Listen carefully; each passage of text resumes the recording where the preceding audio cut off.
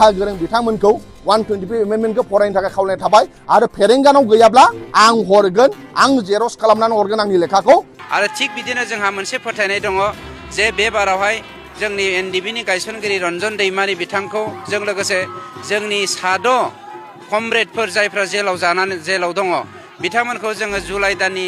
Parliament सेसननि 125 amendment bill pass जानायनि सिगांनो बख'नानै गासैबो रायजो राजानि साजेसन बायदियै सुबुरुन बायदियै जोंनि एनडिबिनि गायसनगिरि रन्जन दैमारिखौ फैगौ इन्टारिम गभर्नमेन्टआव जोङो बर'लेण्डनि बा बिटिआरनि चिफ बानायनो थाखाय जों थांखि खालामदों। रन्जन दैमारि सारखौ जे बिथांमोनहा सनमान होदों मान होदों बिनि थाखाय आं बिथांमोनखौ साबायखर बावबाय सासे जोंनि दैदेनगिरि बेखौ संग्रामनि लिडार बेखौ मान होनाया साफ्रोमनिबो दायित्व आरो बेखौ बख'नायनि दायित्वआ प्रमद बर'आ मावनो नांगौमोन थांनाय 5 बोसोराव मानगोनां रन्जन दैमारि सारखौ खबर लानो थाखाय बिथांमोनाव समान गैयामोन बिथांमोना रन्जन दैमारि सारा माला केस जागोन माला हियारिं जागोन बे समखौ बिथांमोना मिन्थियानोमोन बै समाव बिथांमोना 5 बोसोराव रन्जन सारखौ खबर लायासै जेला बिसायख'थि फैबाय दिनै प्रमद बर'नि नामाव इलेक्सन गेलेनो हाला दिनै इउपिपिएलनि नामाव इलेक्सन गेलेयोब्लानो रायजो राजाया होसोयो दिनै ट्रेक्टर नुयोब्लानो बिटिसिनि रायजो राजाया गोबाल' मोनो दा नै मानगोनां रन्जन दैमारिनि सासे बिग्रायारि सासे रिभलिउसनारि नाम लानानै बिथांमोना मिसा खोथा बुंनाया खुब दुर्भाग्यजनक फेरेंगाया अपेनलि निमाहा बिनो नांगौ सासे गेदेमा मानसिनि सुबुंनि नामखौ बेबादि लानाया मिसा गावसिनि पलिटिकेल सार्भाइभेलनि थाखाय दा बिथांमोनहा जि मिसा खोथा बुंदों 125 एमेन्डमेन्ट बिलखौ लानानै बे टटेलि मिसा इउपिपिएलआ थांनाय बिटिसि इलेक्सनाव जेननायनि उनाव गोबां इउपिपिएलनि लिडारफ्रा जोंनि दोलोआव फैबाय बिथांमोननि फाउन्डार जेनेरेल सेक्रेटारि मावथि ब्रह्म हाज'वारि जोंनाव फैबाय आवगायनि इउपिपिएलनि गोबां एमसिएलए गुनेश्वर गयारि जोमै औवारि बिथांमोना जोंनि दोलोआव फैबाय दा बिथांमोना बिटिसि इलेक्सन जेननायनि उनाव इउपिपिएलआ ओरैबायदि गुगाबाय ओरैबायदि लोरबां जाबाय आरो एबार एमएलए इलेक्सन जेननायनि उनाव बिथांमोना ओरैबायदि लोरबां जागोन ओंखायनो बिथांमोना बे एमएलए इलेक्सनखौ देरहानो थाखाय गेलेयाखै इउपिपिएलखौ फोथांनो थाखायसो बिथांमोना गेलेदों किन्तु एमएलए इलेक्सननि उनाव इउपिपिएलआ जे थानाय नङा बे खोथाया रोखा बे खोथाखौ आङो नोंथांमोननो फोरमायना होनाय जाबाय 125 एमेन्डमेन्टखौ लानानै मानगोनां रंजित बसुमतारिया जेरैबायदि जोंनि रायजो राजानि सिगाङाव मिसा खोथा बुंदों बे खुब जोंनि थाखाय दुखुनांथाव बाथ्रा आरो जोंनि रायजो राजा बिथांमोना मोजाङै मिथिगौ 125 एमेन्डमेन्ट बिलखौ लानानै आं गोबां मिडियायावबो बुंबाय आरो दिनैबो बुंनो नागिरदों 125 एमेन्डमेन्ट बिला कार्बि आंलंआव इउपिडिएस होननाय मोनसे आफाद दंमोन आइजें लाग्रा आफाद आरो दिमा हासावआव डिएसडि होननाय मोनसे आइजें लाग्रा आफाद दंमोन आरो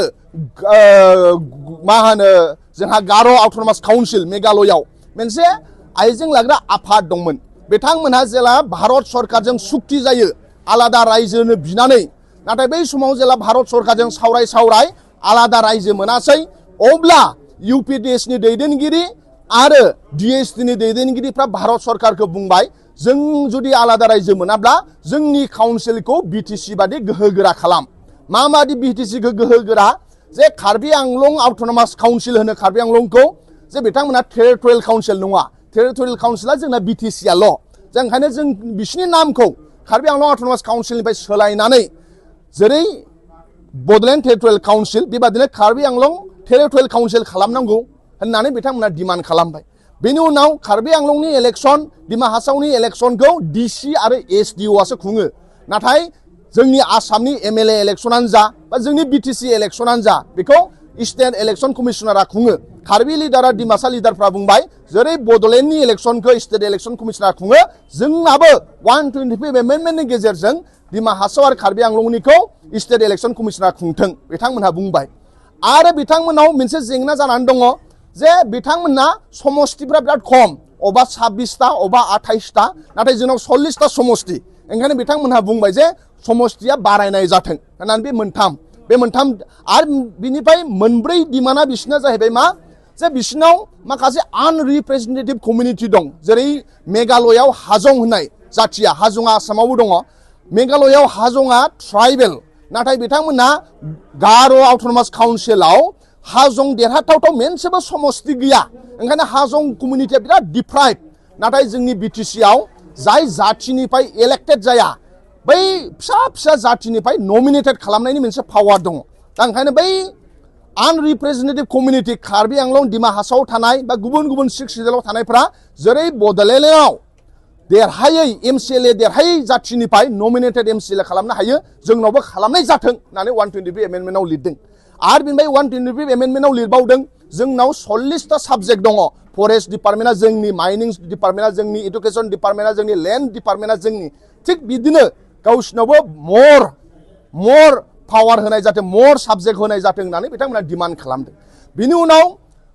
मिजोरामफोर बादियाव बा मेघालयफोर बादियाव मा जादों जे जेराव स्टेट सरकारा जुदि आलादा जायोब्ला काउन्सिला जुदि आलादा जायोब्ला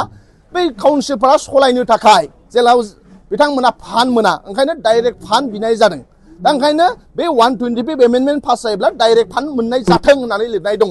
दा बेखौ लानानैनो बेखिनिल' डिमान्ड दा 125 एमेन्डमेन्टआ टटेलि मानाव गेदेर हाग्रामा महिलारि सारा जि बिटिसि सुक्ति खालामदों बेखौ लानानैसो मडेल खालामनानै कार्बि आंलंनि डिमा हासावनि त्रिपुरानि बा मेघालयनि बा मिजोरामनि काउन्सिलफ्रा जोंखौ मडेल खालामनानै एग्रिमेन्ट मोनसे खालामनाय 125 एमेन्डमेन्ट बेखौ बै समाव 2020आव जेलानाखि 2019आव जेला एमपि इलेक्सन दंमोन बै समनि बिजेपिनि दैदेनगिरिफ्रा बेखौ इनिशिएटिभ लादों आरो बिनि उनाव कमिटि दानायनि उनाव 2020नि हयथ' 15 नङाबा 18आव गुवाहाटी आरो शिलंआव फैनानै 125 एमेन्डमेन्टनि बेसेबां सिक्सदेलनि लिडारफोर दङ बेजों मिटिं खालामनानै प्राय 75थासो मेम'रेन्डाम बै 125 एमेन्डमेन्टखौ ड्राफ्ट खालामग्रा कमिटिया मोनदों गुवाहाटीयाव फैदों आरो शिलंआव फैदों बै समाव जानुवारि दाननि 18 बा 15 थारिखआव मानाव गेदेर हाग्रामा महिलारि सारासो शिफ जानानै दंमोन बै समाव खाम्फा बरगयारि सारासो डिपुटि शिफ जानानै दंमोन बै समाव बिटिआर एकर्ड जायाखैमोन ओंखायनो 125 एमेन्डमेन्टजों बिटिआर एकर्डजों जेबो सोमोन्दो गैया इउपिपिएलनि दैदेनगिरिफ्रा बिटिसि इलेक्सननि उनाव बिराद लोरबां जाबाय एमएलए इलेक्सननि उनाव लोरबां जाबाय गावसिनि पार्टिखौ फोथांनानै दोननो थाखायसो बिथांमोना मिसा खोथा बुंदों आं रायजो राजा लेखा गोरों बिथांमोनखौ 125 एमेन्डमेन्टखौ फरायनो थाखाय खावलायनाय थाबाय आरो फेरेंगानाव गैयाब्ला आं हरगोन आं जेरक्स खालामनानै हरगोन आंनि लेखाखौ बिथांनो आङो ससियेल मिडियानि गेजेरजों फोरमायहरनाय जाबाय